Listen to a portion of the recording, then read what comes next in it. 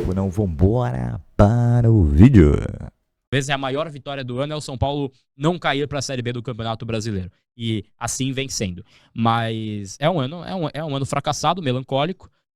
E acho que tudo está condicionado também com esse próximo passo. Qual será o próximo passo do São Paulo? O fato é que o Júlio Casares vive o seu pior momento político no clube, né? Por tudo que envolve o campo bola também, mas não só isso.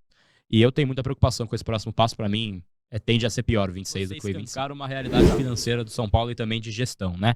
A história do Marcos Leonardo, para mim, poderia mudar a história do São Paulo na Libertadores. E é fácil falar agora, porque já foi. Mas a gente lembra desse caso de 21, onde tentaram Benedetto, também estava por detalhes, estava para fechar, de repente não estava mais. E aí foi com o Pablo e companhia para a Copa Libertadores e tomou uma taca do Palmeiras lá, com o Pablo perdendo o gol quando estava 0-0. Uhum. Eu acho que, assim, pela fase, faria o Benedetto aquele gol. Assim como acho que o Marcos Leonardo faria um gol em Quito ou aqui. Aí é outra história, depois a gente fala sobre isso. Em Quito ele faria, cara. Tem muita chance, eu acho também. Mas enfim, não dá pra gente prever algo que não aconteceu, né? É saudade do que a gente não viveu. Mas eu acho que o Marcos Leonardo, assim, a história, né, da contratação, ela surge naquela semana aí que todo mundo lembra, que era a última janela de, enfim, transferências do último dia, a última semana. Eu tive a informação dele 10 dias antes de vazar praticamente, né? E aí tava havendo essa conversa e foi num fim de semana que esquentou essa conversa de fato, né? E aí eu fiquei pensando assim, porque eu geralmente não tenho esse raciocínio de isso vai ter tal efeito e eu posso não publicar. Porque pra mim é a minha profissão, eu sou jornalista acima de tudo, e eu quero sempre publicar o que eu tenho apuração e que eu tenho também autorização de soltar no sentido de, não vai foder minha fonte, esse tipo de coisa que, acontece, né, na nossa prática jornalística, você não torrar. E eu tinha tido esse aval pra soltar a negociação. Mas aí eu pensei, olhei assim e falei, cara, soltar agora, de repente, pode prejudicar o negócio. Pode ser algo que mele, né? Pode deixar tudo muito ruim. E já que pra gente também, aí pra gente falar que bancada tricolor, né? Todo mundo aqui que envolve o São Paulo, é muito importante você ter bons jogadores no São Paulo para que o resultado esportivo seja melhor. Isso condiciona o nosso trabalho também. Pô, São Paulo na Copa Libertadores a gente viaja, a gente faz jogos de maior apelo, a gente tem mais patrocinadores, isso tudo. A fase boa do São Paulo é ótima pra gente. A fase ruim é péssima pra gente. Isso sempre foi. Então, eu avaliei e falei, cara, acho que não tem nada muito concreto, não vou soltar. E aí saiu a informação no fim de semana, aí também, né, a partir do momento que já tá na imprensa, aí você passa o seu detalhamento aí de fontes, né, e aí passei a informação. Isso foi, acho que num sábado, e foi curioso porque eu tava embarcando de férias, né? A gente conversou muito, o cara tava em Mykonos. Mykonos, tava na Grécia. Tava ruim. A mulher dele devia estar muito feliz com ele, né? Não, cara, mas assim, foi um negócio. Foi uma viagem em família. Cara, foi nem com a patroa, eu tava com a minha mãe. Porque o sonho dela, Grécia e tal. Sim. E a gente programou, graças a Deus foi entrando dinheiro durante o ano, né? Falei, parcelamento ali e tal. Parceladinho sempre dá, né? Deu certo, parceladinho sempre dá. E aí, cara, fui pra Grécia e tal, assim, suave e tal. Aí a informação, eu solto a informação, né, do Marcos Leonardo. Os, enfim, detalhes pós o que o Hernan tinha publicado, o voo tava pra decolar, assim, né? E aí soltei e só fui ver no dia seguinte, 12 horas depois, o voo de Roma, né?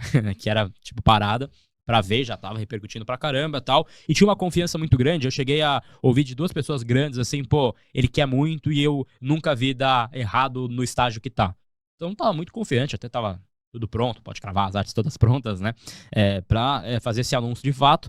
Foi passando aí, então, o fim de semana, e aí chegou ali, eu não vou lembrar qual foi a data com exatidão que fechou a janela, né? Segunda ou terça, eu acho. Acho que foi segunda terça, não lembro. Mas assim, cara, minha viagem, ela começou com outro direcionamento, assim, né? Eu tava tentando curtir, porque você pagou pra estar ali, né? Mas tava com o celular apitando toda hora, tudo mais, e aí foram muitos estágios. E aí chega o último dia de janela de transferências, né? E foi ali, acho que foi segunda, terça, né, que você tinha mencionado, e aí foi o dia que tudo foi de uma forma muito esquisita e eu tinha pra mim assim, falei, cara, tô de férias e tal, mas eu tenho compromisso com a informação aqui, é a minha profissão, esse tipo de dia não é único, né? Então eu vou tirar esse dia aqui praticamente pra ficar aqui tentando resolver coisa, né? E lá tinha um fuso horário também, que era o fuso horário da Arábia, inclusive, 6 horas a mais, né? 6 ou 5 horas a mais. Então também tava no fuso da Arábia, deu pra ir acompanhando, né? E aí, cara, passava a manhã, passava a tarde, nada, e o dia vai passando, você vai tentando achar alguma explicação para o que está acontecendo. Naquele dia também foi uma montanha-russa de sentimentos e de informações. Então, assim, começou o dia, tem tudo encaminhado com ele, a gente tá por um e-mail do Al Hilal liberando o transfer, ok. Aí na parte da tarde vem a informação de que o Al Hilal teria inscrito ele no campeonato de volta, que era mentira. Aí fica sempre aquela sensação. Aí o Al Hilal não responde o São Paulo. Aí o São Paulo conversa com o Marcos Leonardo, ele nesse último dia, até uma informação legal, ele abre mão do que o São Paulo pagaria pra ele, pro São Paulo dar de entrada pro Al Hilal.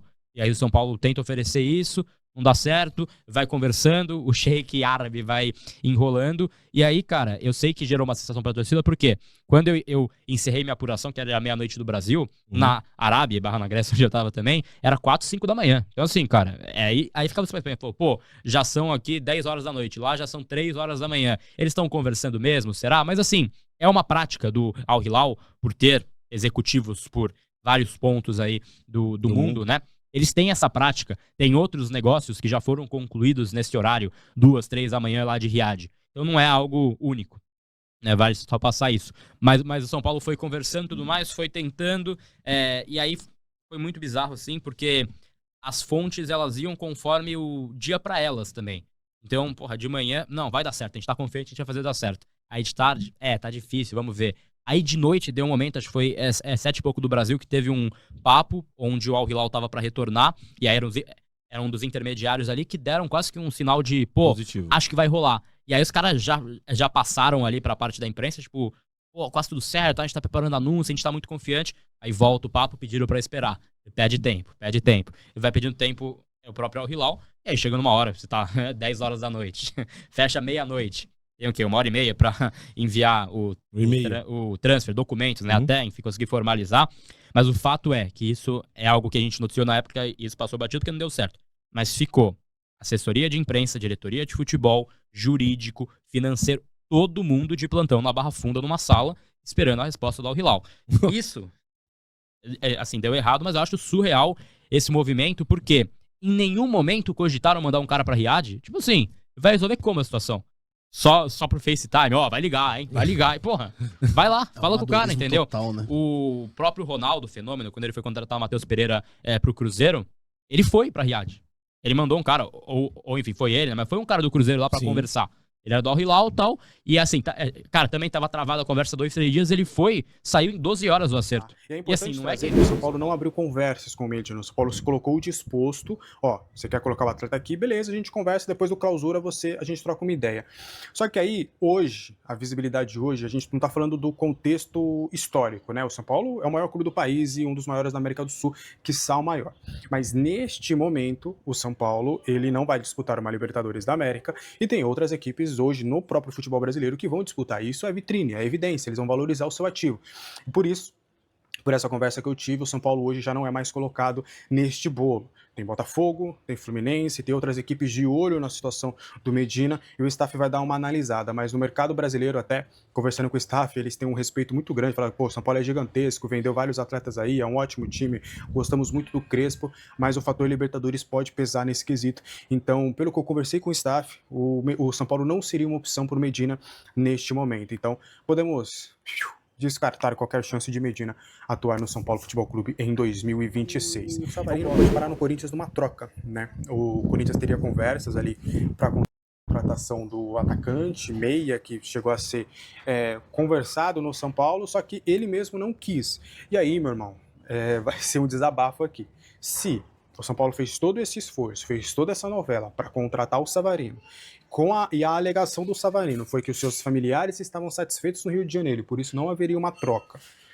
E aí agora, entrar o Corinthians e conseguir a contratação vai provar mais uma vez um cenário de muita incompetência dessa gestão, né? Não só no mercado, mas também por contexto, né? O jogador hoje, qualquer outro jogador hoje do futebol brasileiro, quiçá também, se olha um pouquinho as últimas notícias, vai olhar para um cenário deste clube, um clube realmente com diversos problemas. Então fica difícil qualquer possibilidade de um atleta apostar no projeto. Qualquer projeto para o atleta, em qualquer outro cenário, em qualquer outro contexto, vai ser melhor. Então vamos aguardar as cenas dos próximos capítulos, porque se o São Paulo, depois de tentar tudo, oferecer aumento, priorizar o atleta, ficar semanas conversando, tentando convencê-lo a sair do Rio de Janeiro e vir para São Paulo, não rolando, e agora entra o Corinthians na parada, e aí ele topasse, ele vai jogar no rival, Aí vai ser mais um, né? O Marlon Freitas acabou indo pro Palmeiras, daqui a pouco falta o Vitinho ir pro Santos. Aí vai provar um contexto de tamanha incompetência do São Paulo. Eu sei que são negócios diferentes, complexos, são projetos, são diferenças, mas acho que quando você tem um ambiente saudável, profissional e, enfim, acho que você consegue fazer algumas negociações. O São Paulo tem demonstrado que não vai conseguir. O que você acha disso tudo? Você acha que o Savarino vai pro rival, rapaz? E aí, na informação dele, e aí foi corroborado, eu conversei com o pessoal que trabalha com o Vitinho, de que eles receberam essa sinalização de que o Anselmi, que é o novo técnico do Botafogo, conta com o lateral direito para a temporada. O Anselmi, assim como o Crespo, como outros técnicos, tem a sua equipe de scout, equipe que trabalha ali, vê outros jogos, que monitora jogadores, e o Vitinho é muito bem avaliado pela comissão técnica do Anselmi. Então é um nome que o São Paulo vai tentar ainda, tá? O São Paulo não jogou totalmente a toalha, a expectativa é depois da virada do ano, o São Paulo entrar em contato direto com o Vitinho para tentar alguma negociação, para tentar convencê-lo a sair do Rio de Janeiro e jogar no São Paulo Futebol Clube, mas em um primeiro momento o Anselmi, que é o novo técnico lá do Botafogo, conta com o lateral direito e não pretende se desfazer do atleta. Lembrando que também a gente já conversou de que outras equipes estão de olho na situação do Vitinho, Atlético Mineiro, Cruzeiro, o Grêmio chegou a realizar uma sondagem também, tem equipes de fora também que podem conseguir a sua contratação. Vamos aguardar as cenas dos próximos capítulos para entender. O ponto que você traz, Marcelo, eu acho que conecta-se muito bem com uma das poucas coletivas recentes que o Júlio Casares fez, e numa delas o Giovanni Chacon, da Jovem Pan e também da nossa equipe aqui, fez uma pergunta referente justamente à qualificação profissional desse CEO, entre aspas, né, que foi nomeado aí pelo Casares e que também já participava de gestões anteriores, né?